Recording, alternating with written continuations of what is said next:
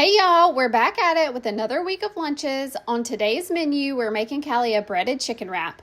This chicken is from our local meat market, but we normally use the Just Bare lightly breaded chicken. Here I am just chopping the chicken up because Callie likes hers chopped up inside of her wrap.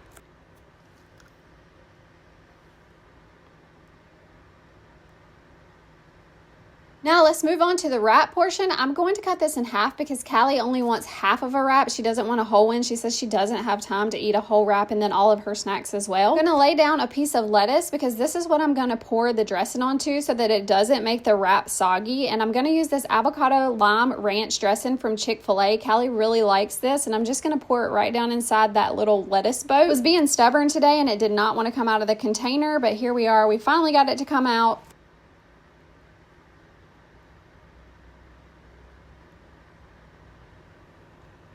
Now I'm just going to add all of my cut up chicken inside of the wrap. I'm not trying to keep this neat. I just wanted that lettuce to keep the ranch inside of it so that it doesn't make anything soggy because there's nothing worse than a soggy wrap.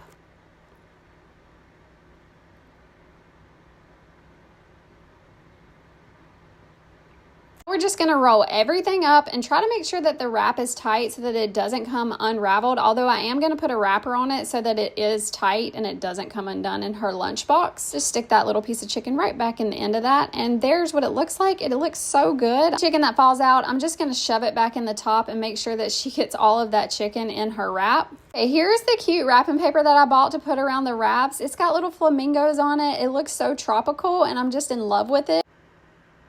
I'm just going to roll that wrap right up into that wrapping paper, and I'm just going to fold the sides so that each part is covered, and then I'm going to roll it around. Kelly has a little collection of stickers, so I'm going to use one of her cute little sun stickers to just keep this together. Look how cute that is. I'm going to stick it right on the side of the wrapper so that we can keep this all together, and then I'm just going to stick it right into her lunchbox. How cute is that?